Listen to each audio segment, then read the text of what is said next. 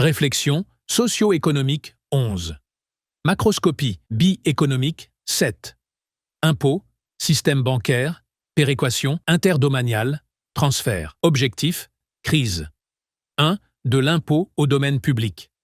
Toute société humaine, bien qu'étant une réalité historique on ne peut plus concrète, se construit sur une fiction sociétale indispensable, une forme de récit commun imposé autant qu'improvisé au fil du temps,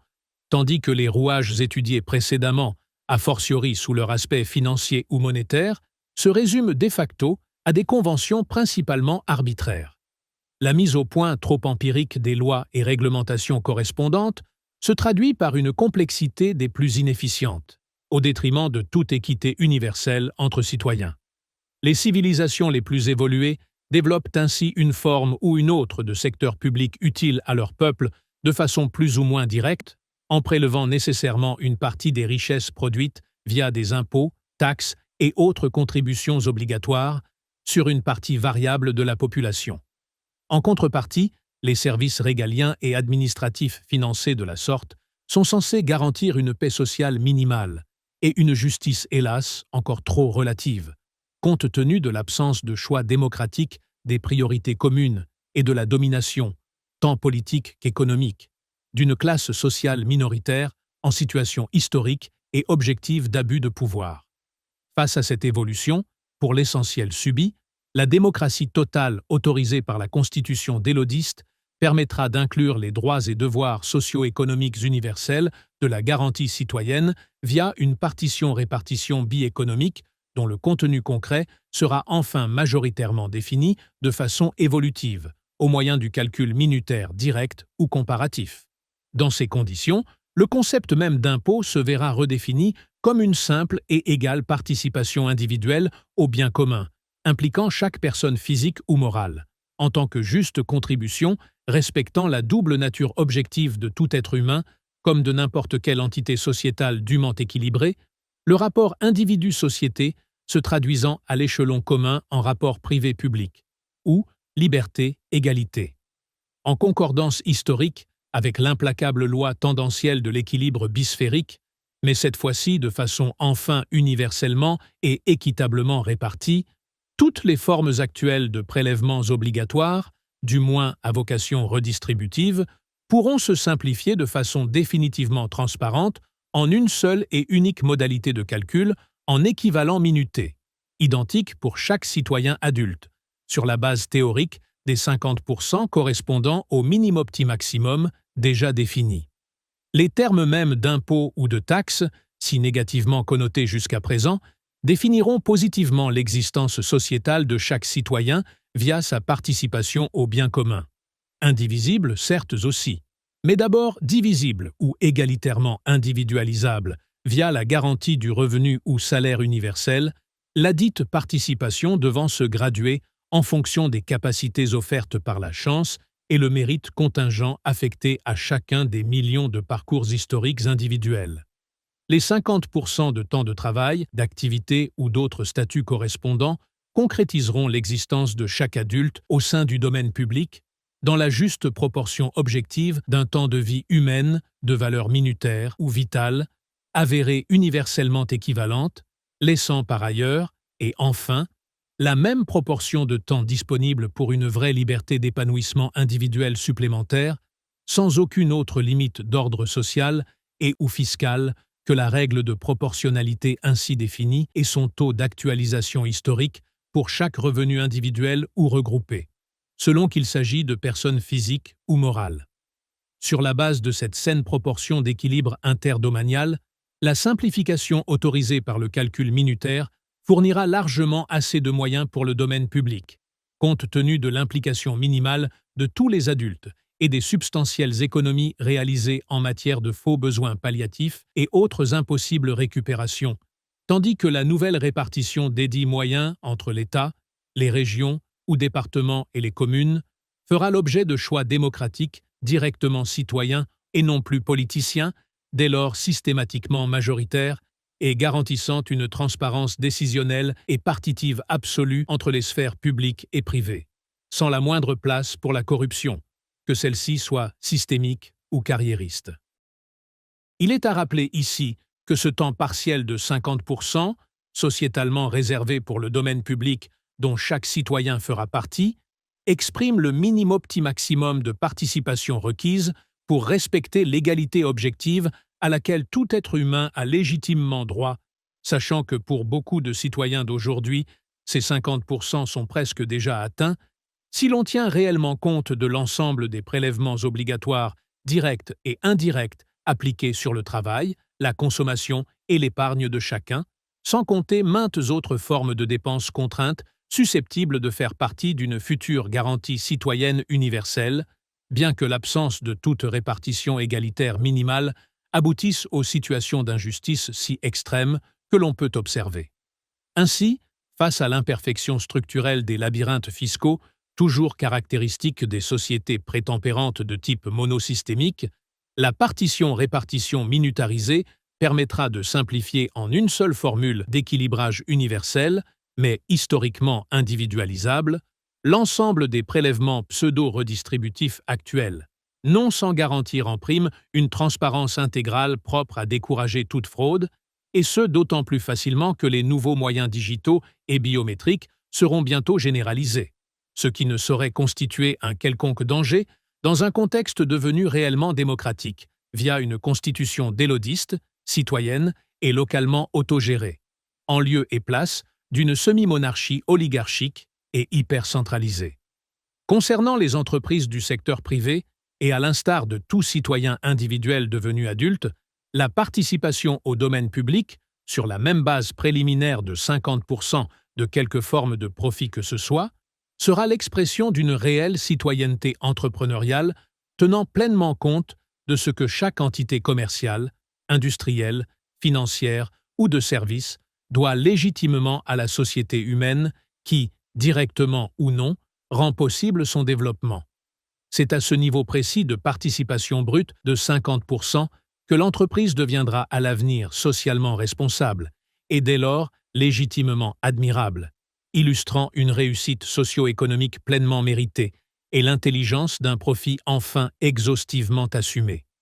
Cela revient à dire que toute participation inférieure au taux final applicable à chaque revenu, bénéfice ou profit, tel que pourra le définir la suite de cette recherche, implique inévitablement une forme ou une autre de nocivité socio-économique, autrement dit, d'injustice objective ou de violence sociétale aux dépens directs de nombreux citoyens définis ou anonymes, que ces derniers soient compris en tant que travailleurs, consommateurs, épargnants ou autres contribuables. En contexte monosystémique, face aux incohérences d'un ultralibéralisme devenu aussi incontrôlable qu'un gigantesque semi-remorque emballé sur la pente glissante de sa propre pesanteur économique, nombre d'entreprises sont à la recherche d'une nouvelle virginité ou neutralité, tant vis-à-vis des enjeux écologiques qu'en matière sociale. Tandis que l'éternel débat sur le leadership moral des entreprises de grande envergure se contente trop souvent d'évolutions de façade à finalité plus commerciale qu'éthique, façon greenwashing. La réponse à la question du véritable rôle social des entreprises, comme de tous citoyens, se trouve nécessairement dans l'équilibre de ces 50% bruts de participation minimum-maximale au domaine public, seule façon de respecter intégralement la double essence vitale de notre humanité, tant individuelle que planétaire, et d'atteindre précisément la proportion de l'équilibre optimal, historiquement corroborée par la loi tendancielle bisphérique.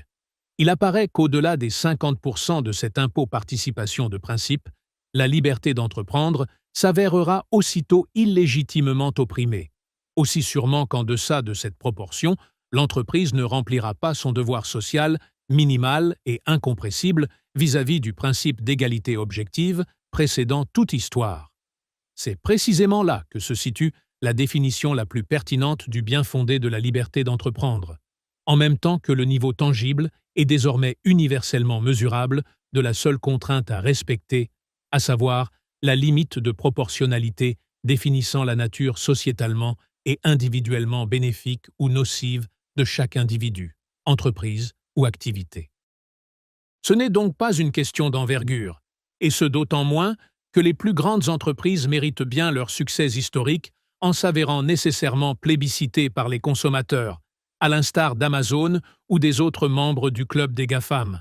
Le seul plafond qui vaille, quelle que soit l'évolution de la moindre sous-entité socio-économique, n'est autre que le respect de la proportion d'équilibre déjà largement décrite. Comme chaque citoyen adulte digne de ce nom, une entreprise responsable, au sens à la fois complet et minimal du terme, doit a priori réserver 50% de la totalité de ses profits à la satisfaction collective des besoins universels que représentent ensemble la garantie citoyenne minimale et les infrastructures communes ou autres services publics, sans lesquels aucune justice légitime ni paix sociale durable ne saurait être assurée, sans lesquels aucun profit propre, honnête ou digne de fierté ne s'avère possible et légitime. De fait, chaque entrepreneur profite d'un environnement sociétal complet, doublé de progrès techniques et de réseaux de communication, de services et autres supports sécuritaires, qui sont autant de conditions préalables vitales pour la réussite de son entreprise, et l'ensemble de cette richesse commune, résultat précieux d'une histoire partagée par des millions de citoyens sur des dizaines de générations, correspond au juste coût que représente la participation universelle précitée à hauteur de 50% brut. Sinon, comme c'est le cas jusqu'à présent, cela revient à faire payer par d'autres les énormes investissements permanents que suppose par exemple l'éducation nationale ou les infrastructures de transport dont les entrepreneurs profitent plus que n'importe quel autre citoyen individuel. Sachant par ailleurs que l'inclusion de la garantie citoyenne à la Constitution délodiste résoudra l'essentiel de son devoir social minimal, l'entreprise de demain pourra enfin s'épanouir sans plus aucun risque de nocivité vitale, assurant ainsi à l'entrepreneur tous les honneurs mérités par sa seule réussite,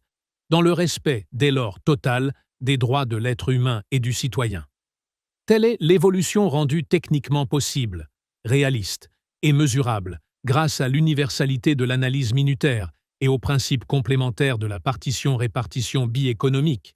tant il est vrai qu'en l'absence de ces deux outils de progrès dans la connaissance de notre double nature, la confusion reste totale au point de condamner les comportements de chacun aux dérives inévitables de l'abus, source des déséquilibres croissants qui détruisent nos constructions sociétales les unes après les autres. Ainsi, la ligne de partage entre un comportement socio-économiquement vertueux ou nocif se situe-t-elle précisément sur la crête des 50% de participation universelle, dont la précision minutaire et la répartition citoyenne permettront de définir enfin clairement les deux espaces sociétaux complémentaires au cœur même des expériences individuelles ou associées. En effet, et pour en revenir à l'image d'une certaine cour de récréation déjà visitée, il apparaît ici que la moitié de l'espace doit se voir abritée sous la forme d'un préau sécurisant, apte à assurer à tous les citoyens élèves une réelle couverture sociale active, égalitairement responsable et participative, impliquant chaque apprenti adulte, et représentant de facto la moitié de son temps et de son revenu, sur la base d'une gestion locale et démocratique transparente, liberté partagée pour l'égalité minimale. Tandis que la demi-cour du secteur privé, ouverte aux intempéries de l'aventure, permettra à chacun des mêmes élèves d'y tracer, ou non, son unique parcours personnel en totale autonomie, liberté de différenciation individuelle ou d'entreprise largo sensu. 2. Deux monnaies pour une bi-économie? En se plaçant à minima dans le contexte d'une bi-économie de principe, dont l'avantage prévisible est d'être à la fois plus simple et plus réaliste que tout système totalement dédoublé, et dans la mesure où les deux domaines sociétaux se trouvent dès lors en situation de vase communicant, la différenciation effective des monnaies publiques et privées devrait en fait correspondre à une distinction technique, une sorte de convention comptable autorisant une frontière suffisamment étanche entre l'argent public et l'argent privé, afin de séparer le cœur pyramidal égalitaire de sa périphérie librement fluctuante, ne serait-ce que par le transfert intégral des contributions au domaine public entre les mains d'une seule et unique banque citoyenne aux multiples agences locales. Ainsi, la monopolisation sociétale des 50% de richesses correspondantes devrait-elle suffire à sécuriser ce bien commun vital et semi-égalitaire, définissant en quelque sorte, pour un pays européen, des euros publics et des euros privés, par le biais d'une double comptabilité relativement facile à opérer.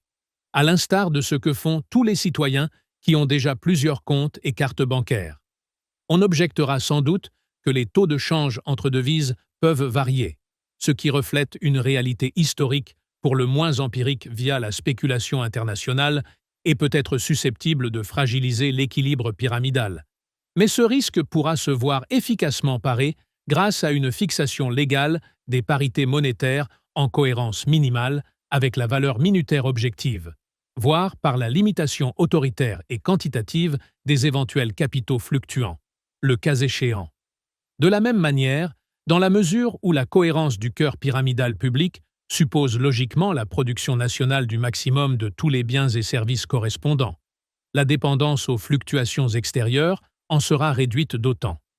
Enfin, l'essentiel reste que le domaine public se maintienne toujours à 50% de partition et surtout à égalité de répartition entre tous les citoyens, même en cas de réduction temporaire des moyens concrets correspondant à la garantie citoyenne, ce qui rendra la justice étanche à toute variation de nature contextuelle désormais externe à la société, à la différence des aggravations d'inégalités observables de crise en crise jusqu'à présent, ces dernières étant de plus de nature endogène ou systémique la plupart du temps.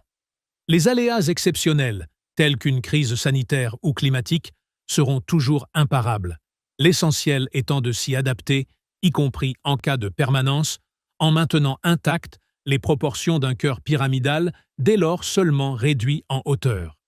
Quel que puisse être le contexte historique, c'est le maintien en toutes circonstances de l'équilibre bi-économique qui restera la condition de la paix autant que d'une justice objective et légitime, en évitant que telle ou telle crise ou contagion de crise éventuellement subie soit payée au prix le plus fort par les plus faibles, comme c'est hélas le cas jusqu'à présent. Il sera donc techniquement possible de séparer l'argent public de l'argent privé, même dans le cadre d'une devise identique, tandis que la définition minutaire des fondations monétaires deviendra peu à peu la seule règle fiable de comparaison internationale, dans le respect de la valeur objectivement et moralement identique de chaque vie sur Terre, ce qui entraînera bientôt l'assainissement du commerce international, en permettant aux nations lésées de mesurer enfin l'ampleur de leur injuste dépendance afin de réclamer leur dû. Dans la mesure où chaque nation pourra définir minutairement sa situation économique comparative,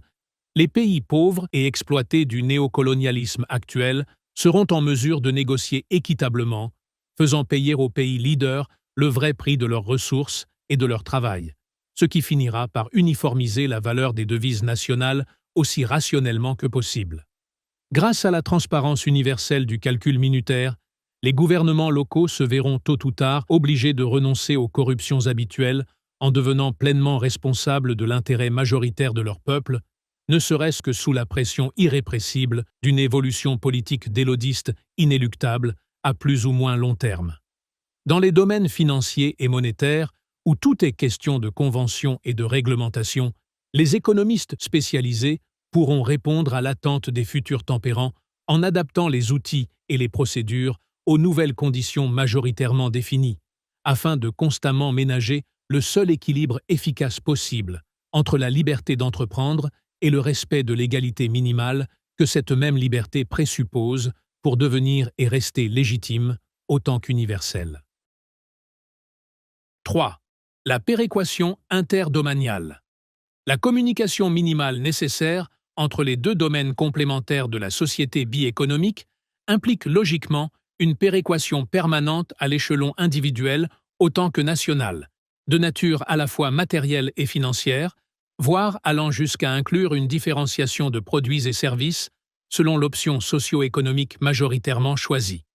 Au minimum, et dans le cas le plus simple d'une bi-économie de principe, la péréquation ci-dessus consiste à tenir compte de l'ensemble des revenus de chaque citoyen, quel que soit le contexte public ou privé, de l'obtention desdits revenus, pour le cas où une personne travaillerait parallèlement dans plusieurs contextes, par exemple. À titre de rappel, la valeur minutaire peut être objectivement définie à partir du total des richesses produites par un pays en une période donnée, exprimable en termes monétaires et toujours traduisible en une seule et même réalité minutaire décimalisée par commodité. A minima, sur la base statistique et légalement définie d'un travail ou emploi à temps complet, et plus encore en tenant compte de tous les revenus hors travail, chaque citoyen participera au domaine public, ou mieux encore, en fera intrinsèquement partie, au sens comptable du terme, sur l'équivalent d'un mi-temps. Dans ce cadre, l'éco-participation de principe ou à l'état brut de chaque personne physique ou morale au domaine public, incluant donc désormais la fameuse garantie citoyenne, correspondra minutairement à l'exacte moitié du temps complet légalement défini par la majorité des citoyens. Et le préimpôt correspondant devra logiquement s'évaluer à la moitié de tous les revenus de la période considérée, sachant que cette unique participation remplacera au moins la moitié des impôts, taxes et autres contributions obligatoires, directes ou indirectes, qui caractérisent les systèmes fiscaux habituels, et garantira par ailleurs tous les droits sociaux afférents, y compris donc la garantie citoyenne et son revenu universel. À ce stade, il est bon de réfléchir en imaginant des situations aussi concrètes que possible, sachant malgré tout que de très diverses solutions techniques pourront être mises au point au fil de l'expérience d'élodistes et bi-économiques, en fonction des options démocratiquement choisies par les futurs tempérants. Cela étant dit, le principe de base préalable aux exemples qui suivent restera toujours le même.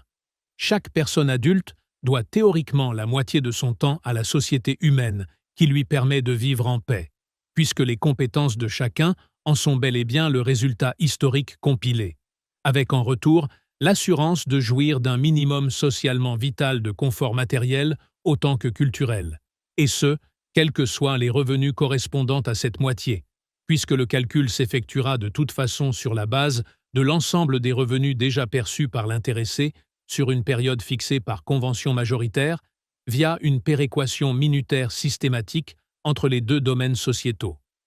Pour commencer par le cas des citoyens les plus dépendants ou les plus faibles au sens socio-économique du terme, chaque personne adulte, aujourd'hui dépourvue de travail ou de revenus via le secteur privé habituel, sera prise en charge par la collectivité locale grâce aux droits et devoirs de la garantie citoyenne.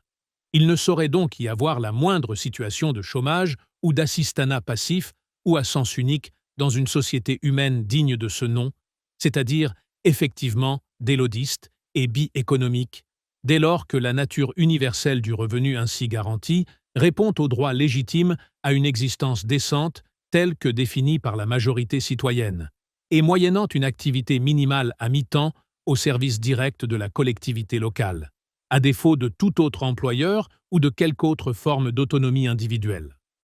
Le travail correspondant, quelle que soit sa nature pratique, sera donc directement géré par la commune, voire le département, au plus près des besoins collectivement ressentis comme étant prioritaires, et s'effectuera de facto dans le cadre de l'administration locale ou de ses ateliers communaux, tandis que la fonction ainsi remplie à mi-temps sera en réalité aussi utile et aussi digne que n'importe quel emploi du secteur privé, et sur la base d'une productivité définie par la majorité citoyenne en fonction des moyens techniques disponibles. Il ne s'agira en aucun cas d'un sous-emploi, dans la mesure où les besoins locaux, en particulier en matière de services et d'environnement, sont sans limite, tant qualitatives que quantitatives, et les citoyens ainsi associés à l'utilité commune seront assurés de retrouver et préserver l'entière dignité et la motivation que procure une véritable activité, à l'opposé de la situation d'assistanat sans contrepartie qui détruit la vie quotidienne autant que le psychisme d'un nombre toujours croissant d'exclus. Mieux encore, les activités concernées compléteront idéalement les besoins sociétaux via des tâches indispensables trop souvent ignorées par le secteur privé pour cause de faible, voire impossible profitabilité. Concernant les plus malchanceux d'entre nous, défavorisés par maintes circonstances personnelles ou sociétales, le service obligatoire à mi-temps qu'implique la garantie citoyenne empêchera la personne concernée de choisir librement ladite activité, laquelle sera légalement exigée par la commune en tenant le plus grand compte de l'adéquation entre les capacités de chacun et la fonction correspondante, grâce à un pilotage micro-local. De plus, cette implication inévitablement imposée sera l'occasion d'une formation assurée au travers de cette expérience pratique, développant ainsi chez l'intéressé des compétences nouvelles propres à lui être des plus utiles pour un avenir plus autonome au sein du domaine privé, en tant qu'occasion d'un épanouissement personnel plus complet est de facto souhaitable. Enfin, en tenant toujours compte de ses capacités évolutives individuelles et selon le juste principe de rotation maximale applicable à la plupart des fonctions concernées, le citoyen fragile associé à la vie locale devra changer d'activité selon les besoins communaux et la pénibilité des tâches, ce qui lui donnera l'occasion de tester un très large éventail de contextes pratiques et de relations humaines des plus profitables, en tant qu'environnement idéal de réapprentissage et de remotivation. La collectivité locale aura dès lors l'obligation constitutionnelle d'employer utilement et instantanément tout citoyen majeur résidant sur son territoire, sur la base du revenu universel inclus dans la garantie citoyenne, en puisant pour cela les ressources nécessaires au sein des 50% de richesse totale réservées pour le domaine public, tandis que de son côté, le bénéficiaire de cet emploi plus ou moins temporaire selon les besoins se verra dûment obligé d'accepter les diverses affectations correspondantes en tant que participation citoyenne minimale justifiant son revenu garanti. De cette façon, la société délodiste et bi-économique palliera les manquements et dégâts si souvent engendrés par les risques et autres comportements de l'économie privée et de sa liberté historique en contexte monosystémique, en répondant aux droits objectifs et légitimes de chaque citoyen de vivre dans des conditions réellement décentes et déjà suffisantes, du triple point de vue matériel, social et culturel. Loin d'être un assistanat déguisé, cette condition minimale peut suffire à satisfaire nombre de citoyens pour qui le minimum vital ainsi assuré paraîtra assez satisfaisant dans le cadre d'une philosophie de vie matériellement frugale ou minimaliste, à l'instar de ce que les futures priorités écologiques risquent fort d'encourager, et a fortiori au fur et à mesure de l'enrichissement de ce minimum universel garanti. Cela dit, les personnes par ce biais activement et dignement protégées seront à même d'accéder de plain-pied au secteur privé, dans un état optimal de vitalité ou de motivation professionnelle, pour le plus grand bien de leurs éventuels employeurs sur le marché dudit secteur. Il n'est de meilleure formation que pratique ou vécue, et l'apprentissage d'une fonction locale, ainsi favorisée et garantie à tous, constituera la meilleure prévention imaginable contre les multiples dérives de l'oisiveté ou de l'exclusion sociale, dont les effets pervers ne sont que trop visibles sous la violence constamment accrue des sociétés monosystémiques. Au lieu d'être considérés comme les déchets humains du marché ultralibéral, des gens qui ne sont rien au dire d'un certain président, ces citoyens à part entière seront les copropriétaires du domaine public, au même titre que n'importe quel multimilliardaire du secteur privé. Deuxième cas de figure, une autre personne est employée par l'administration publique, le plus souvent à temps complet, sur la base d'un salaire supérieur au revenu de la garantie citoyenne, pour tenir compte de capacités professionnelles jugées indispensables à la bonne gestion du bien commun. Si cette personne travaille à temps complet au sein du service public, elle doit, par principe, contribuer au domaine public à hauteur de 50% de l'ensemble de ses revenus, selon l'équilibre interdomanial déjà défini. Or, ce citoyen travaille librement, par embauche réciproquement volontaire, au sein de ce même secteur, et pour un revenu qui peut être très supérieur à celui de la garantie citoyenne.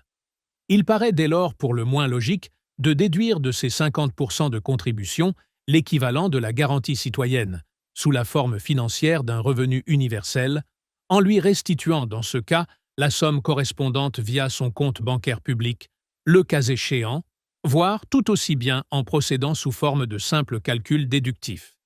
Ce citoyen fonctionnaire paiera d'une façon ou d'une autre la moitié de ses revenus du travail, mais se verra restituer la partie objectivement universelle de son mi-temps de service public, et ce, au même titre que n'importe quel autre citoyen dans une situation équivalente.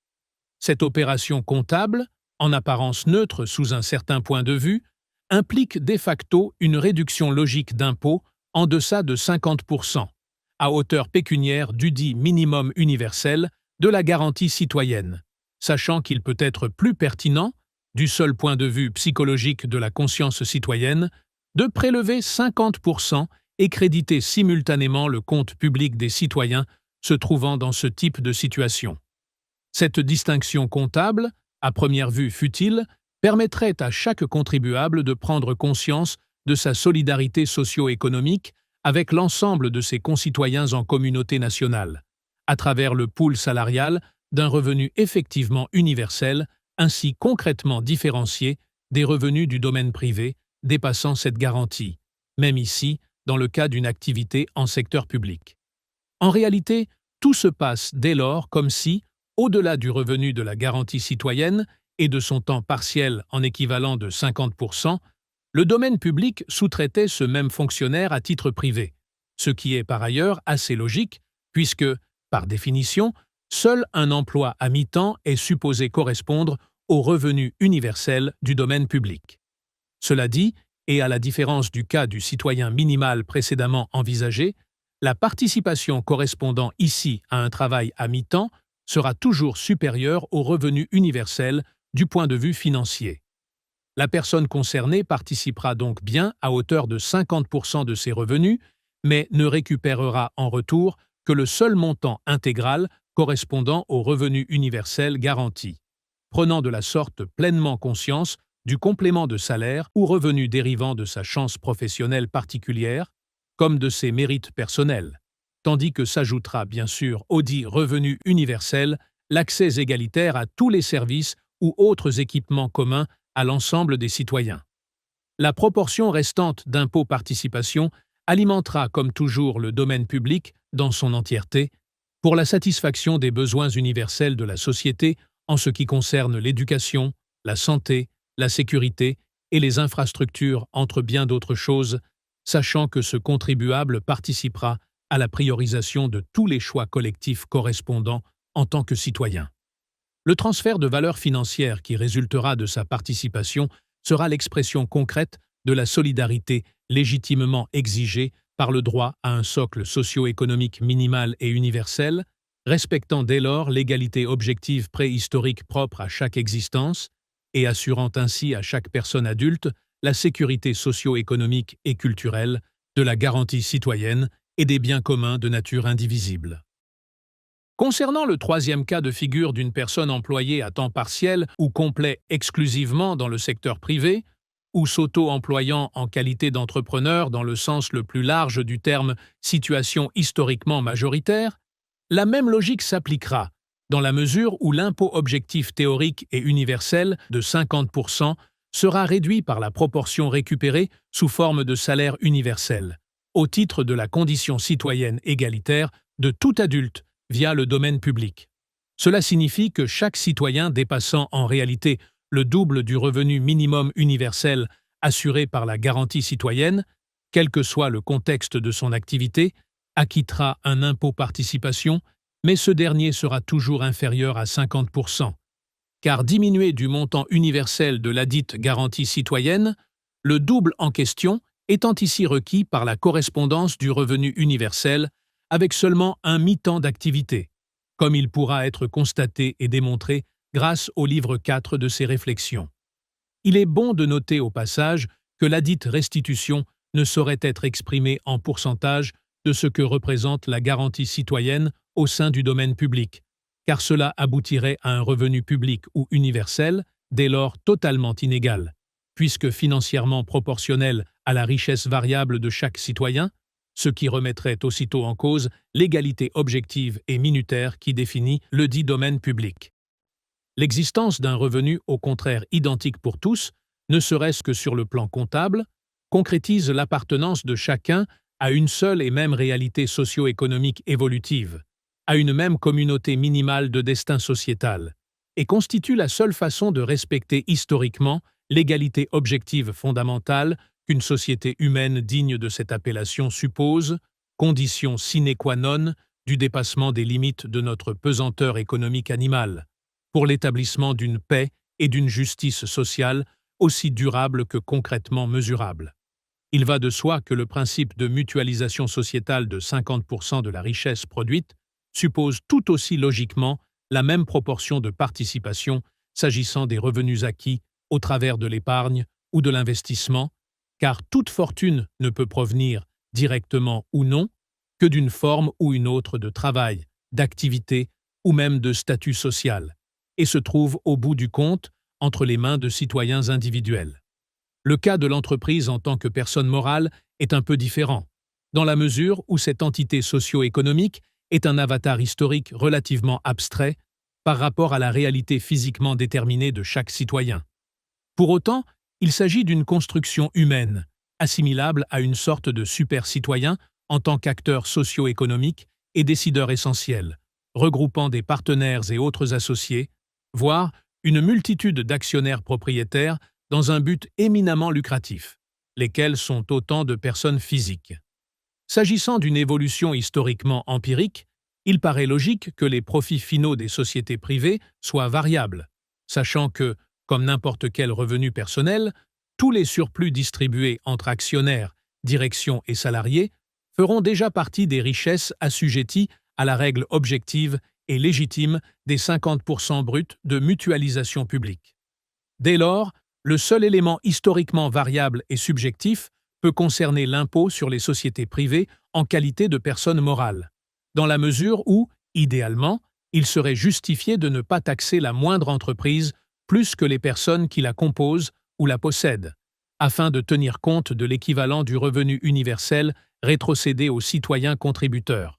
ce qui implique logiquement une participation finale toujours inférieure à 50%.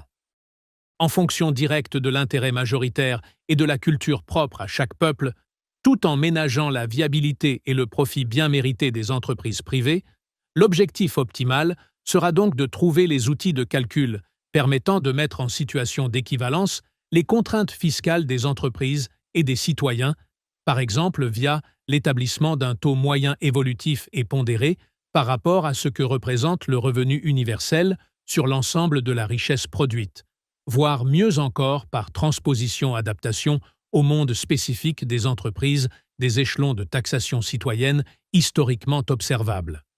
Selon le libre choix des futures majorités citoyennes, une telle évolution pourra indirectement objectiver le débat que suscite toujours la répartition des bénéfices entre l'entreprise, ses propriétaires actionnaires et ses salariés, via une sorte de rééquilibrage a posteriori. Mais l'occasion se présentera d'explorer ce principe d'équivalence dans des conditions objectives plus propices d'ici la fin de la thèse tempérante, pour ce qui concerne le seul profit avant impôt de chaque entreprise, une fois toutes les distributions et autres réservations internes et comptables dûment opérées.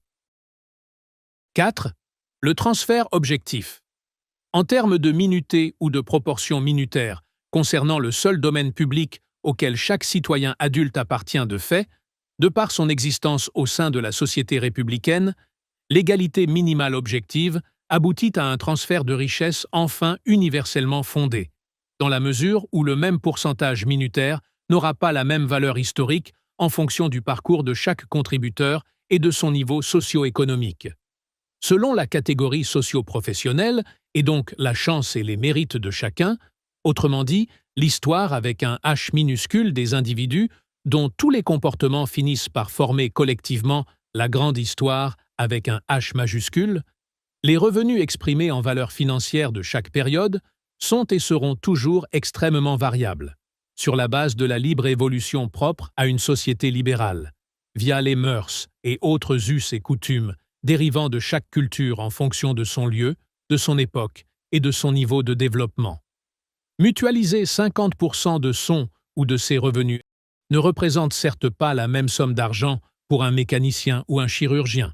pour une informaticienne ou une présidente de grande entreprise, tandis que cette proportion d'équiparticipation peut sembler excessive, alors même qu'elle résume et simplifie pourtant une réalité historique déjà peu ou prou équivalente de prélèvements et autres dépenses forcées, comme en témoigne la tendance spontanée de l'équilibre bisphérique maintes fois mentionné, avec l'avantage futur d'une universalisation incluant ceux qui ne paient pas du tout ou pas assez d'impôts jusqu'à présent. Le fait est que plus on se trouve haut placé dans une hiérarchie historiquement justifiée d'une manière ou d'une autre, plus les 50% représenteront une petite fortune, bien que, par ailleurs, l'aisance assurée par les 50% restants relativise d'autant l'importance vitale de cet argent, sachant en plus que la valeur non négligeable du revenu universel déduit en retour réduira sensiblement le pourcentage effectivement prélevé pour la très grande majorité des citoyens contribuables. Il n'en reste pas moins que ce pourcentage final d'imposition minutaire sera toujours d'égale proportion, tout en étant intérieurement évolutif en fonction directe de la valeur financière que pourra atteindre le revenu universel de la garantie citoyenne au gré des conditions concrètes de l'histoire et des choix démocratiques quant au contenu de ce droit socio-économique. La proportion objective de participation au domaine public se mesure en minutés de vie individuelle, de valeur biologiquement et éthiquement égale et invariable entre tous les êtres humains. Et le propre de la moindre citoyenneté effective appliquant les principes les plus élémentaires des droits de l'être humain est dès lors d'impliquer rationnellement le transfert ou la mutualisation de valeurs financières qui en découlent, ce qui signifie bel et bien que, quelle que soit sa place dans la société, chaque citoyen devra s'acquitter de la même proportion minutaire d'impôt global, laquelle se concrétisera par une progressivité de participation liée à son propre niveau socio-économique, en termes de revenus annuels exprimables, selon la monnaie du moment.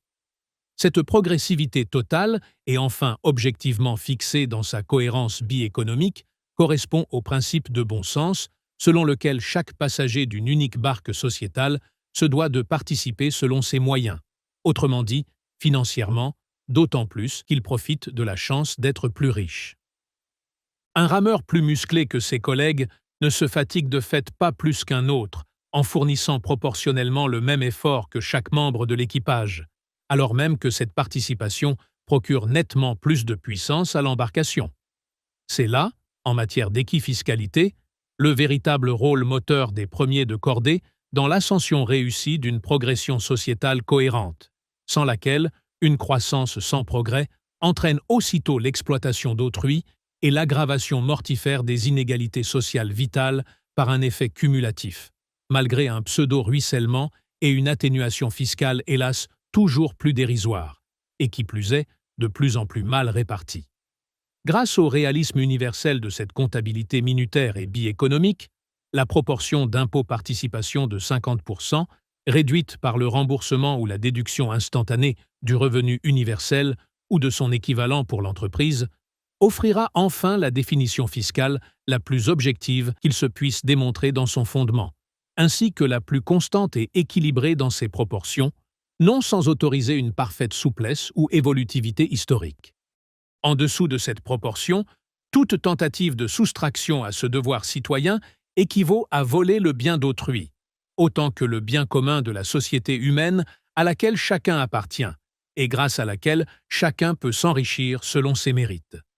C'est là, sur le plan fiscal et comptable, le palier indépassable permettant de repérer tous les abus de pouvoir et autres privilèges illégitimes qui déséquilibrent nos constructions sociétales jusqu'à l'effondrement. D'où l'intérêt crucial de l'analyse minutaire et de la partition-répartition bi-économique, grâce auquel un impôt dûment universel et respectueux de l'histoire peut être enfin objectivement fondé, tout en conservant une souplesse totale pour s'adapter à n'importe quelle circonstance ou à n'importe quelles conditions environnementales. À ce point précis des réflexions se situe le moyen technique de réaliser l'équité citoyenne authentique, puisque cette péréquation interdomaniale individualisée permet précisément de définir l'impôt le plus objectif possible, ou le transfert de valeur le plus logique possible, à la façon d'un trait d'union de proportion constante unissant la justesse du calcul économique à la justice du comportement social, par la semi-fusion des rationalités individuelles ou associées, hélas si relatives, en une cohérence maximale d'envergure sociétale. Ainsi, chacun contribuera selon ses moyens sur la base nécessaire d'une égalité minimale, enfin clairement définie et mesurable en termes de proportion et de temps de vie de même valeur, alors que le volume historique et financier de chaque contribution élémentaire sera fonction des chances, du mérite et des opportunités des citoyens contribuables, y compris via quelque forme d'entreprise que ce soit. Sans doute faudra-t-il du temps pour que les mentalités évoluent dans ce sens, mais là se trouve précisément suggérée la seule direction possible pour un progrès assuré vers la paix et la justice. Tandis que ce point de vue bi-économique et minutaire sur l'impôt permet de mieux comprendre pourquoi la croissance ne s'accompagne d'aucun progrès humain suffisant, et surtout pourquoi la redistribution par l'impôt restera toujours incohérente en contexte socio-économique monosystémique, induisant les graves déséquilibres déjà décrits. Comme toute découverte propre à éclairer la caverne du cerveau humain, le transfert objectif de richesse ainsi rendu possible grâce à cette répartition bi-économique fera prochainement évoluer la conscience humaine et sa philosophie sous-jacente, au point que les citoyens les plus chanceux et fortunés seront à terme fiers et heureux d'assumer pleinement leur statut de néo-leader en contribuant historiquement plus que la plupart de leurs concitoyens, mais en équiproportion financièrement et objectivement fondée de leur propre réussite sociale personnelle. Car inversement, on a pu voir que le moindre dépassement de la contribution citoyenne au-delà des 50% est une atteinte illégitime à chaque liberté individuelle, du moins tant que le revenu correspondant n'est pas supérieur aux 50% de l'ensemble des richesses historiquement produites par l'entité socio-économique qui se trouve concernée, sachant bien sûr qu'avec le temps, l'équilibre autorisé par la bi-économie délodiste réduira en douceur le patrimoine, ainsi que l'exploitation utile du travail d'autrui, jusqu'aux saines proportions qui sont compatibles avec les droits concrétisés par la garantie citoyenne et son revenu universel. Tôt ou tard, les conditions sociétales impliquées par l'avènement d'une république délodiste et bi-économique rendront ainsi possible une répartition juste et universelle de l'impôt incluant la garantie citoyenne, avec pour conséquence un équilibre pyramidal rendu constant quelles que soient les conditions locales ou planétaires et les époques à venir, et ce, d'autant plus assurément que l'équiparticipation de tous profitera à chacun, impliquant l'ensemble de la société humaine de façon légitime et solidaire, a fortiori compte tenu de la gestion démocratique et aussi locale que possible des choix politiques à venir. En incluant la garantie citoyenne et en lui donnant corps via la péréquation interdomaniale, le système bi-économique intégrera peu à peu les éléments les plus vitaux de la libre évolution historique jusqu'au sein même du domaine public, permettant ainsi de résoudre l'équation des premiers chapitres de ce livre 2 et de souder définitivement les intérêts si complémentaires de la société et de l'individu, autrement dit, de l'égalité objective sociale et de la liberté historique individuelle, seule façon enfin rationnelle de filtrer positivement les interactions indispensables entre les deux domaines sociétaux, sans aucun risque de distorsion. Pour autant, ce principe et ce mode de calcul maintiendront entre ces deux domaines une séparation en tout point suffisante, dont la perméabilité minimale et nécessaire sera techniquement assurée de rester en équilibre constant en respectant la seule proportion adéquate, à l'image du cœur pyramidal indispensable à une société enfin apaisée, tandis que la hauteur et la texture de ladite pyramide varieront en fonction du lieu, de l'époque et des circonstances. 5. La modulation historique. Sans surprise, et comme l'histoire l'atteste, l'impôt participation est l'élément clé de toute existence sociétale, le cœur même de la fusion minimale nécessaire entre l'individu et la société, exprimant au fil du temps les progrès encore relatifs, voire les régressions temporaires, de l'erratique évolution humaine qui a jusqu'à présent tenu lieu de recettes, faute de meilleures solutions. Par la double disgrâce du monosystémisme et de l'absence de démocratie, en laissant de facto les rênes du pouvoir à une minorité de surdominants inspirés par les pires abus, les systèmes fiscaux usuels ne sauraient être politiquement justes ni économiquement efficients, aboutissant au patchwork administratif et réglementaire dont la France s'est fait une spécialité mondiale unique, entraînant de la sorte une désocialisation des plus inquiétantes, porte ouverte aux réactions individuelles, corporatistes, voire subcommunautaires les plus égoïstes, autant qu'à l'injustice la plus criante, à tel point que le pays des droits de l'homme abrite le peuple le plus pessimiste et dépressif du monde développé. La solution bi-économique ici proposée, objectivée par l'analyse minutaire et nécessairement pilotée par le pléonasme d'une république délodiste, permet d'affirmer longtemps à l'avance que seule la partition-répartition de 50%, sensiblement diminuée par la valeur de la garantie citoyenne, pourra respecter à terme les conditions idéales d'une gestion socio-économique équilibrée, c'est-à-dire évitant les gaspillages usuels autant que la moindre inégalité, un tant soit peu nocive, seul moyen de garantir la permanence historique d'un cœur pyramidal définitivement stabilisé quelle que soit la hauteur du sommet de l'édifice sociétal. La loi tendancielle de l'équilibre bisphérique, observable au sein de toute société d'envergure suffisante, conduit inexorablement l'humanité dans cette direction et le niveau minimum-maximal de 50%, insuffisamment approché par la plupart des grandes sociétés ou civilisations, sera tôt ou tard la seule garantie de paix et de justice sociale optimale,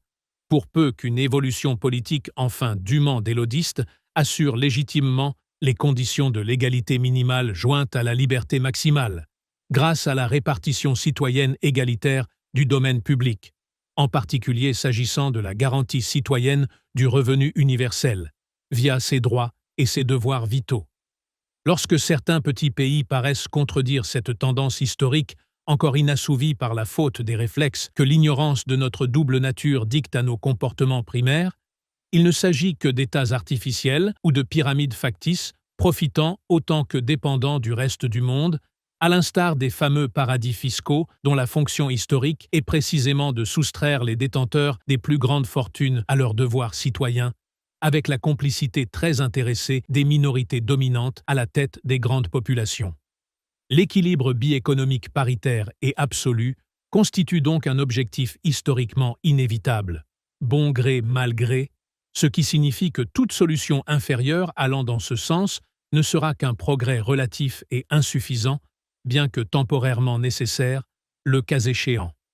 En effet, comme cela a déjà été remarqué au cours de ce livre 2, il n'est pas interdit de concevoir une biéconomie asymétrique ou partielle, qui dès lors favoriserait l'un ou l'autre des deux domaines sociétaux, ce qui correspond par ailleurs à l'évolution historique, sous la forme toujours confuse d'une société plus ou moins monosystémique, et ce, quel qu'en soit le régime politique apparent.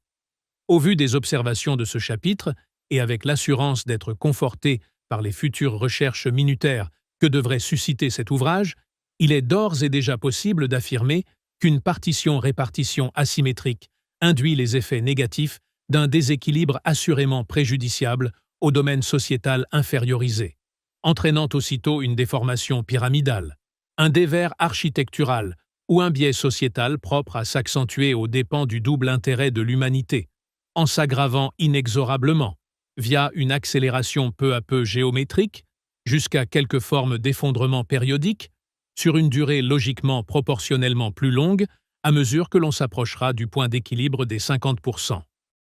En termes de consommation optimisée, cela signifie que seule la biéconomie paritaire ou symétrique permettra la répartition la plus efficiente entre tous les biens et services d'intérêt public ou de nature de facto universelle et leurs équivalents ou compléments du secteur privé, seule façon structurelle et fonctionnelle d'éviter le gaspillage autant que la surconsommation dont les terribles effets écologiques ne sont plus à démontrer, sans pour autant interdire un panachage souvent souhaitable, ni une souplesse d'ajustement permanente en fonction de l'évolution des besoins ressentis. D'un point de vue plus républicain et démocratique, la solution biéconomique intégralement symétrique offrira le niveau de répartition optimale garantissant simultanément l'équité permanente de droits et de devoirs sociaux universellement partagés en termes minutaires de vie humaine, de valeurs équivalentes, et la différenciation ou inégalité positive dérivant du libre mérite de chaque citoyen au sein du domaine privé, seule façon de respecter, de concrétiser et de rendre enfin compatibles les trois termes de la fameuse devise républicaine française, en tant que valeurs éthiques pleinement assumées par des citoyens devenus tous responsables de leurs actes et comportements, c'est-à-dire souverains. D'un point de vue fonctionnel, voire plus techniciste, et grâce à l'équilibrage d'un seul et unique impôt répartitif de 50% brut, dont la réalité historique financière sera directement fonction de la place de chacun dans la société, la partition-répartition biéconomique autorisera une simplification et une clarification définitive du paysage fiscal, en fixant objectivement les proportions optimales de l'équilibre social le plus stable de l'histoire humaine passée, présente et à venir, et ce, quels que soient les aléas ou les opportunités du moment. L'immuabilité du taux d'imposition-participation graduée, qui en découlera en fonction des revenus de chaque citoyen ou entreprise, en même temps que son universalité, deviendront les meilleurs atouts d'une parfaite visibilité ou prédictibilité pour chaque décision engageant l'avenir, tant pour les entreprises du secteur privé que pour les citoyens copropriétaires du domaine public, sachant que les 50% réservés à ce dernier seront enfin équirépartis de façon transparente et démocratique via une priorisation incluant tous les biens et les services publics actuels, à la fois complétés et, en grande partie, remplacés par le revenu universel de la garantie citoyenne. Par cette proportion définitive et objective d'impôt-contribution, chaque citoyen fera partie du domaine public, via un revenu identique exprimant le socle commun et évolutif d'une société enfin concrètement solidaire, tandis que la valeur financière historique correspondante sera la traduction individuelle d'une réussite personnelle, dès lors pleinement méritée et légitime. Ainsi, la définition de l'impôt autorisée par l'analyse minutaire et la solution bi-économique permet-elle de fixer, avec la juste souplesse indispensable, le fameux seuil, pourtant immuable quant à sa proportion, séparant la bonne fiscalité de la mauvaise, de façon désormais objective et mesurable. Comme pourront très certainement le démontrer les recherches minutaires du futur, seul le point d'équilibre interdomanial des 50% d'impôt-contribution brute correspondra à la fiscalité optimale, associant le maximum d'effets vertueux et évitant d'autant la moindre nocivité déséquilibrante, tant en matière d'impôts individuels appliqués aux salaires et revenus que d'impôts sur les sociétés et autres bénéfices du secteur privé. Car l'hypersimplification résultant de l'unification en une seule formule des prélèvements et contributions obligatoires de type redistributif accumulés jusqu'à présent économisera autant de temps que d'argent et dans des proportions insoupçonnables, induisant à terme une rationalité économique enfin écologique.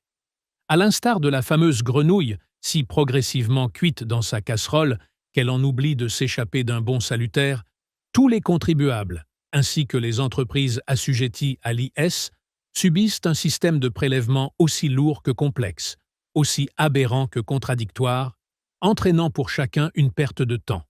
une fatigue récurrente et un souci permanent, doublé de dépenses croissantes en termes de services spécialisés et d'emplois paperassiers, pour un résultat flagrant de répartition injuste, de fuites organisées et de niches fiscales objectivement injustifiées. En une pitoyable symétrie, ce processus de complexification suscite le gonflement constant d'une administration centralisée inutilement pléthorique, dont le coût de fonctionnement ne semble plus pouvoir être maîtrisé, aux dépens des antennes locales qui disparaissent des provinces pudiquement décrites comme périphériques. Ce résultat, coûteux et inopérant malgré l'efficacité et la bonne volonté du personnel employé, dérive directement de la centralisation propre au système insuffisamment démocratique, en même temps que de l'improvisation instable de la réglementation fiscale, entretenant ainsi la double aberration de l'exonération totale ou relative des citoyens du bas comme du haut, et de l'évasion fiscale que cette énorme usine à gaz encourage inévitablement. Enfin, les taxes indirectes, à l'instar de la TVA, finissent de saigner à blanc les consommateurs les plus modestes, au point que le principe même d'un prélèvement peu ou prou obligatoire, en tant que participation nécessaire et citoyenne au bien commun, finit par être exécré comme un racket organisé.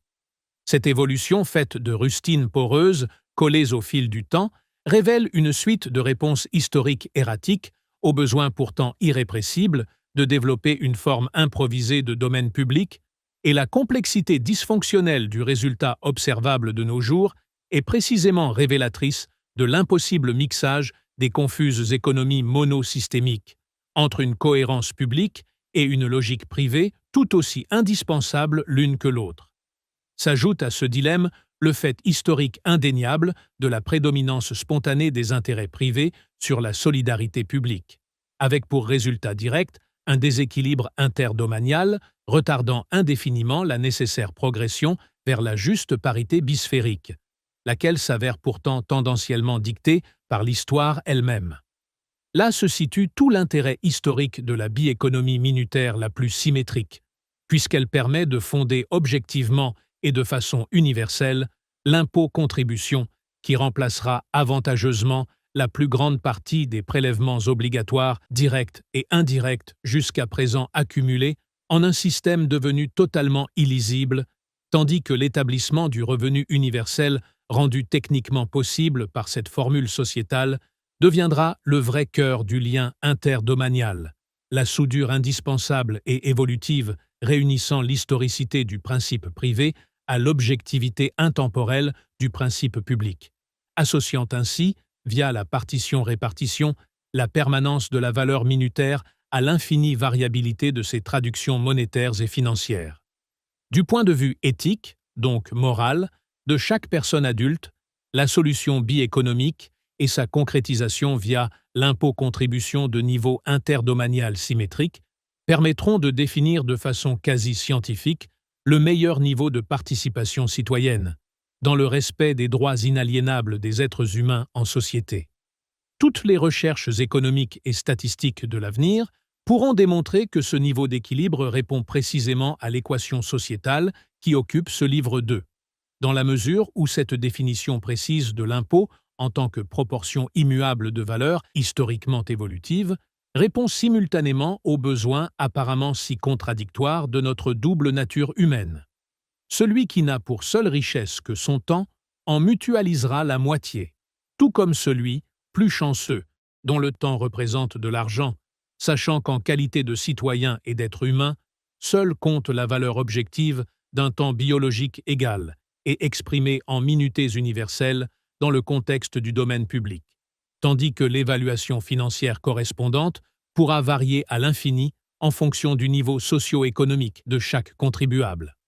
Ainsi, le seul véritable revenu intrinsèquement personnel, la seule fortune authentiquement légitime de chacun, ne concerne que la moitié privée de l'existence, et la richesse totale créée au sein des 50% du domaine privé constitue la juste rétribution de l'histoire de chacun, voire de la vie de ceux qui ont pu précéder, en cas d'héritage.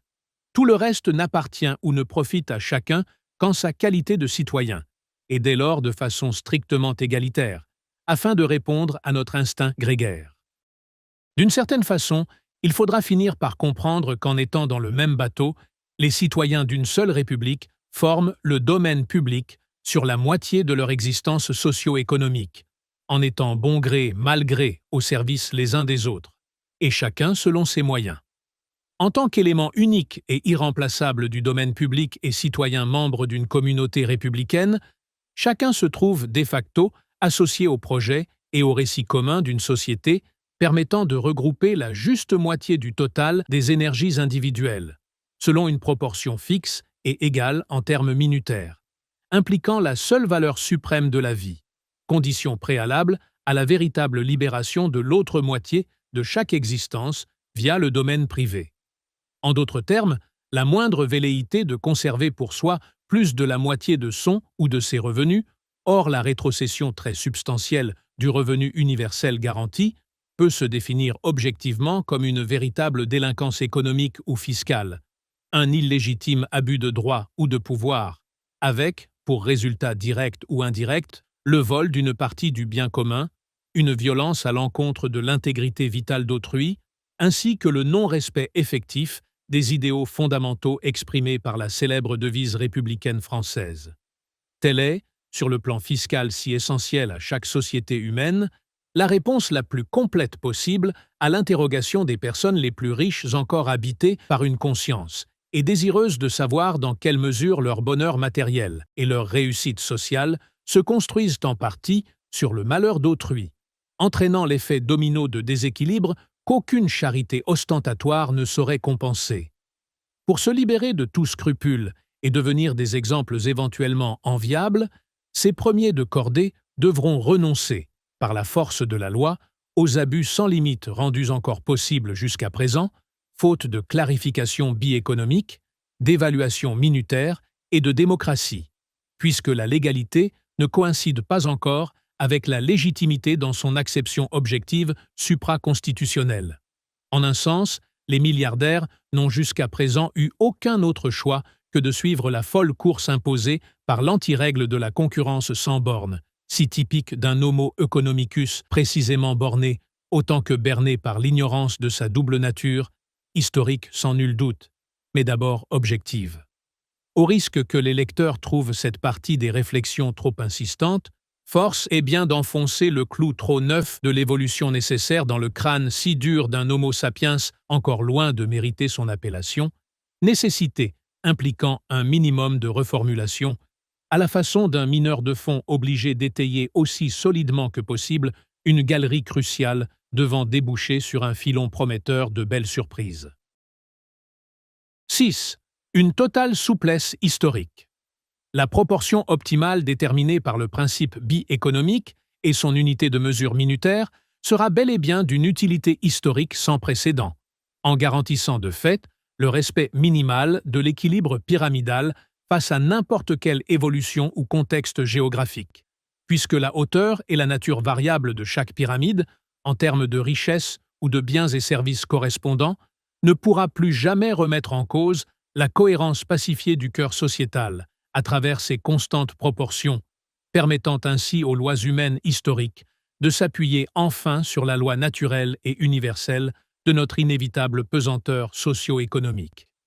Dès lors, la légalité saura tenir compte de l'objectivité préhistorique pour dépasser les si néfastes limites de cette oppressante pesanteur et enfin se légitimer pour toujours, à la façon dont nombre d'animaux terrestres ont su devenir aériens en se donnant des ailes conformes à la fameuse loi newtonienne de l'attraction universelle.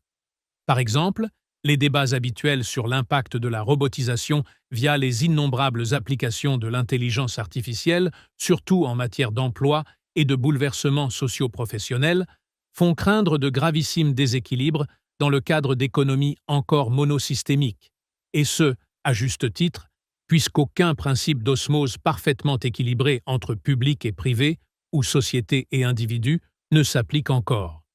De la même façon, la puissance privée des GAFAM, justifiée par la loi du marché libre et leur succès commercial effectif auprès de milliards de consommateurs, dessine les nouveaux contours d'un monde si différent qu'il inquiète bien autant qu'il attire, puisqu'il implique la quasi-disparition de très nombreuses professions et autres entreprises, sans compter la transformation du mode de vie de chacun. Pour autant, cette évolution technologiquement plus ou moins inévitable n'est que la simple continuation de la même aventure planétaire, et les inquiétudes certes légitimes que cette dernière suscite ne sont au fond liées qu'à l'absence dramatique de sécurisation sociétale, de démocratie effective sur l'espace politique, autant que de gestion bidomaniale et minutarisée du point de vue socio-économique. Faute d'institutions délodistes, les micro-minorités politiques au pouvoir ne peuvent que correspondre prioritairement aux intérêts socio-économiques les plus puissants, via un libéralisme dès lors sans limite, basé sur un laisser-faire incapable d'imposer le courage d'une volonté politique majoritaire, ne serait-ce qu'en matière de taxation ou d'impôt-contribution. Car malgré les difficultés techniques nouvelles impliquées par la nature mondiale des GAFAM et autres multinationales, certains pays trouvent le moyen de contrôler déjà très efficacement les activités et ressources de ces énormes entreprises. Et le fait qu'il s'agisse souvent dans ce cas de dictatures ou de régimes forts révèle le choix impossible jusqu'à présent imposé aux citoyens du monde supposément libres.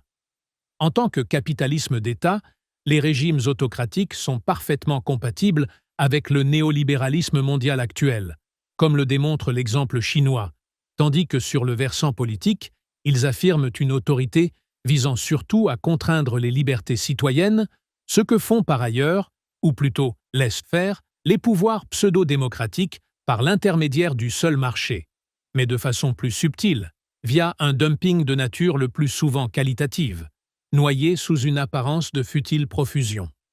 Dans les deux cas, l'absence de légitimité politique favorise une forme ou une autre de processus historique privatif aux dépens de toute cohérence sociétale minimale et objective, à l'exact opposé de la force qu'endosseront les décisions majoritaires dans le cadre d'un État devenu délodiste. Ainsi, le véritable choix citoyen qui devra s'opérer désormais opposera cette future liberté majoritairement partagée de la démocratie directe à la dépendance croissante imposée par tous les autres systèmes résultant de l'histoire planétaire, que ces derniers soient autocratiques, technocratiques, oligarchiques ou religieux, ou même, le plus souvent, déguisés en pseudo-démocratie électorale. De la même manière, sur le plan socio-économique qui concerne ce volume 2, Tous les bouleversements qui font évoluer l'histoire, via l'application de découvertes scientifiques et technologiques cruciales, sont l'occasion de remous socio-économiques profonds et déstabilisants, en perturbant inévitablement les fragiles équilibres socio-professionnels. Il s'agit là de paliers nouveaux dans l'aventure de l'évolution humaine, dont les marches soudainement plus abruptes font disparaître certains métiers précédemment essentiels sous l'effet de nouvelles habitudes, puisque le centre de gravité du leadership économique change alors de main, non sans impliquer la redistribution correspondante des fins et des moyens de tout progrès. Si le contexte politique devient délodiste, on se doute que la transition se fera de façon plus apaisée, en fonction des choix majoritaires, et particulièrement lorsque des débats éthiques inédits sont en jeu, tandis que par sa dimension sociétale exhaustive, le principe bi-économique et son application via l'impôt-participation ne pourront que maintenir la juste répartition de l'équilibre bisphérique ou bidomanial, en limitant les effets sociaux négatifs de toute perturbation historique à la périphérie du cœur pyramidal, les proportions inchangées de ce dernier garantissant constamment l'équité vitale via la garantie citoyenne et le revenu universel.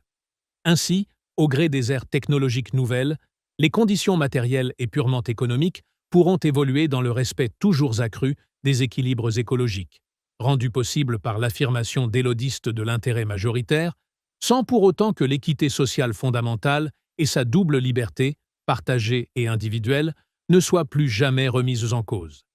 Grâce à l'équilibre sociétal rendu techniquement possible via la bi-économie minutarisée, le juste transfert de valeur interdomaniale que représente désormais la proportion d'impôt-participation de 50% brut lissera tous les hauts et bas sociétaux, de la croissance ou de l'évolution historique, sous forme de progrès humains enfin équitablement répartis selon le droit objectif de chacun à un minimum d'égalité et de liberté, en ménageant constamment une part égale à la souveraineté partagée du domaine public et à la responsabilité individuelle de son jumeau privé. Car dans ce tout nouveau cadre enfin pacifié, la garantie citoyenne et le revenu universel feront toujours partager à égalité la même condition citoyenne minimale et suffisante, quelle que soit la libre évolution du véritable marché libéral et légitime de l'histoire, lequel s'épanouira plus que jamais en s'ouvrant à chaque citoyen désireux d'y participer dans le contexte du secteur privé et de son économie devenue équilibérale. Enfin, d'un point de vue plus éthique, et en contraste, on ne peut plus flagrant face aux périls sociaux entretenus par une histoire encore monosystémique, cette juste partition-répartition permettra aux actuels profiteurs excessifs de nos anti-sociétés de fait de comprendre ainsi les véritables conséquences de leur surdomination instinctive pour réduire leur libre champ d'action au seul risque désormais auto-encouru du domaine privé. En contexte délodiste de libre choix majoritaire, et que cela soit de force ou de plein gré, chaque citoyen assumera dignement le minimum sous-entendu par une existence sociale honnête vis-à-vis de tous les droits et devoirs vitaux, objectifs et universels ainsi codéfinis. Car la moindre déviance deviendra aisément repérable et mesurable en tant qu'abus illégitime de pouvoir, dès lors dûment punissable par la force supérieure d'une loi devenue enfin respectueuse de notre double nature, c'est-à-dire juste, et de ce fait quasi unanimement respectée. 7. Crise et bi-économie. Outre les déséquilibres propres à toute évolution, les crises dites économiques qui ponctuent l'histoire contemporaine sont le reflet des multiples travers architecturaux qui condamnent les sociétés monosystémiques à l'échec, puisque ces dernières sont asymétriques du point de vue de l'indispensable équilibre bisphérique. En réalité, le véritable cœur du problème est ici plus encore politique et social qu'économique stricto sensu, car même lorsqu'il s'agit de l'éclatement périodique des bulles spéculatives en matière boursière, ces explosions intempestives ne sont que l'aboutissement de logiques institutionnelles, pour le moins biaisées du point de vue objectif et minutaire, tandis que, par un jeu de réactions fébriles et disproportionnées, leurs conséquences bien réelles se font ressentir chaque fois plus durement sur le versant social. Les règles du jeu historique se trouvent spontanément faussées, toujours en faveur de l'intérêt individuel ou privé, en raison des réflexes primaires dictés par l'incompréhension de notre double nature, ce qui, comme déjà largement expliqué, entraîne aussitôt l'apparition du ver dans le fruit, sous la forme de déséquilibres que le temps exacerbe tôt ou tard, aboutissant aux contradictions destructrices constatées plus haut, pour exploser via quelques crises boomerang d'incohérences abusives et d'ordre technique, système bancaire, épargne et spéculation, ou d'ordre social, profit, salaire, production et consommation. Quel que soit le cas, ces furoncles si douloureux et périodiques ne sont rendus possibles que par l'absence de démocratie réelle, économico-politique et la prédominance abusive, au sein du secteur public, de l'intérêt privé qui dicte encore nos réflexes historiques primaires, faute d'avoir compris la complémentarité objective des deux domaines sociétaux que l'histoire nous oblige sans cesse à reconstruire via la loi de l'équilibre bisphérique tendanciel. De la même façon, l'actuel mode de mondialisation, dicté par le marché et ses gouvernements complices depuis la fin des années 1970, suscite une autre forme de crise, cette fois-ci permanente et structurelle, dont la critique désormais généralisée n'est plus à faire, tant ses effets politiques, sociaux et écologiques mettent en péril la planète entière et recréent les conditions propices aux plus graves conflits. On retrouve là, du moins concernant les vieux pays économiquement développés, la triste réalité de la délocalisation industrielle et de la paupérisation des classes moyennes les plus fragiles, telle que si pathétiquement exprimée par la juste mais vaine révolte des Gilets jaunes en France, tandis que le retour de populisme parfois dangereux menace maintes autres nations. Les évolutions historiques les plus actuelles démontrent en creux l'urgente nécessité de siffler la fin de la récréation, pour ne pas dire de procéder à la fermeture du bordel ambiant, à condition que cela se fasse via l'instauration d'une constitution appliquant les principes délodistes et incluant dans son texte même la dimension sociétale d'une gestion biéconomique et minutarisée. La première condition, d'ordre politique, constitue le seul moyen de respecter l'égalité citoyenne via une décision toujours majoritaire à délégation proportionnelle, de façon aussi locale et transparente que possible, afin d'éviter la corruption systémique du secteur public par les intérêts du secteur privé, tandis que l'application future, et rigoureuse car minutaire, du principe biéconomique permettra seule de donner corps à l'égalité et à la liberté objective, minimale et maximale, auxquelles chaque citoyen a droit. Nul besoin d'être un économiste nobélisé pour comprendre que la garantie citoyenne et son revenu universel sont la condition même de l'existence concrète d'une démocratie apaisée, et dès lors, la seule façon de préserver l'équilibre vital de l'individu et de la société, quelles que soient les circonstances historiques. Cela signifie que les crises de l'avenir devraient changer de fréquence en même temps que de nature, sans plus jamais engendrer le moindre déséquilibre sociétal vital, ni sa cohorte de plaies sociales, culturelles et politiques. Sans doute les crises de progrès plus que de croissance, souvent impliquées par l'avènement inéluctable de nouvelles périodes technologiques, resteront-elles le lot de notre insatiable aventure humaine, mais au moins ne seront-elles plus l'occasion de violences illégitimes à travers le moindre abus d'inégalité vitale, ce qui orientera par ailleurs ledit progrès vers d'autres priorités que la seule obsession du profit maximal et de la surcroissance. En effet, l'existence même du domaine public dans sa nouvelle dimension socio-économique universelle ne pourra que réduire au futile et à l'inoffensif les éventuelles crises à venir du secteur privé, ne serait-ce qu'en servant d'exemple ou de permanent contrepoids vis-à-vis des comportements de la libre entreprise, à la façon dont une régie nationale peut servir de base de comparaison sociale à ses concurrentes privées. Concernant l'éventualité de crise boursière future, le plus important reste que seuls les spéculateurs en fassent les frais, sans répercussion possible sur l'essentiel de l'économie réelle et vitale, garantie nouvelle qu'un cadre biéconomique devrait rendre aisément réalisable. Cela fait comprendre au passage que la notion déjà explorée de plafond, si spontanément suggérée par les abus historiques du néolibéralisme, est intellectuellement beaucoup moins efficace que celle de plancher. Offrir la juste garantie universelle à laquelle chaque citoyen a légitimement droit, sur la base enfin réciproque et objective des devoirs que suppose la biéconomie minutarisée,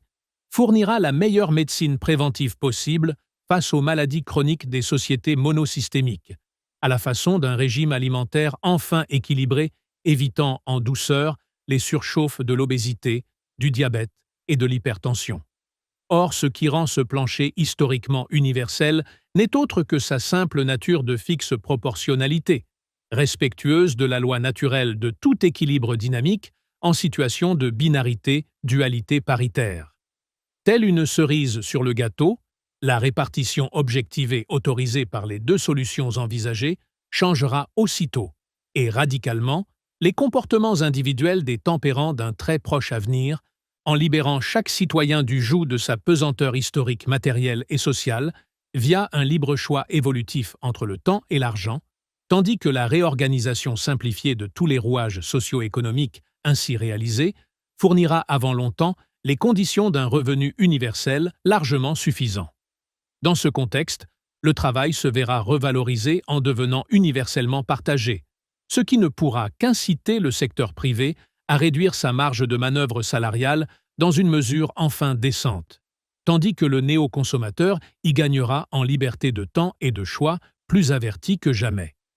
Le plancher de la garantie citoyenne dictera intelligemment les conditions minimales à respecter pour une gestion entrepreneuriale de type gagnant-gagnant vis-à-vis des salariés et des clients, triant de fait les projets les plus équilibrés d'un point de vue sociétal et écologique exhaustif, et plaçant l'entreprise au cœur du progrès le plus utile en lieu et place de la croissance la plus futile. Les crises engendrées par les excès de l'économie de marché, source d'aggravation avérée du réchauffement climatique planétaire, se réduiront d'autant en termes d'intensité ou de fréquence dès lors que toutes les conditions sociétales s'avéreront réunies pour limiter au strict minimum l'inévitable impact écologique de notre espèce humaine, en pleine conscience majoritaire des priorités correspondantes. À travers le nouveau mode de vie social apaisé qui ne manquera pas de s'établir, le temps retrouvé permettra l'utilisation raisonnée, le partage, l'entretien et la réparation de maints objets du quotidien, au lieu de l'accumulation de richesses souvent inutiles, faute de temps libre pour en profiter. Dans un contexte devenu aussi propice à l'épanouissement personnel et social le plus authentique, la créativité individuelle et localement partagée qui en découlera redonnera à chacun le sens perdu d'une autonomie et d'une liberté construite en fraternité avec la communauté locale, sans aucune incompatibilité avec la conscience d'être aussi un citoyen du monde. À l'inverse des utopies sclérosantes engendrées par l'adhésion aveugle à une seule facette de notre ambivalente nature humaine, le point de vue d'Élodiste et sa recette bi-économique autant que minutaire offrent la seule solution souhaitable pour tous les humains dignes de ce nom, y compris les minorités symétriquement opposées des actuelles pyramides sociétales, les uns assumant enfin le devoir social de leur temps, pendant que les autres en feront autant vis-à-vis de leur argent, permettant au psychisme pathologiquement désorienté par ces situations minoritaires extrêmes de recouvrer la santé en même temps que la dignité. La condition humaine y gagnera le respect de sa double nature universelle, tandis que le développement socio-économique pourra dès lors jouer son plus noble rôle de moteur de l'histoire, via une croissance mesurée, apaisée en progrès, sans que les avions de ligne se transforment en bombardiers, ni les poids lourds en chars d'assaut,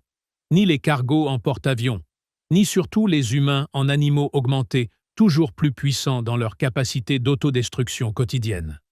C'est grâce à cette juste partition-répartition symétrique, aussi équilibrée que simplifiée, que l'Homo sapiens accomplira bientôt le pas décisif vers sa véritable destinée de paix, par la justice minimum-maximale de l'Homo temperans, faute de quoi l'aventure de l'humanité bégayera jusqu'au risque de s'arrêter. Novembre 2020.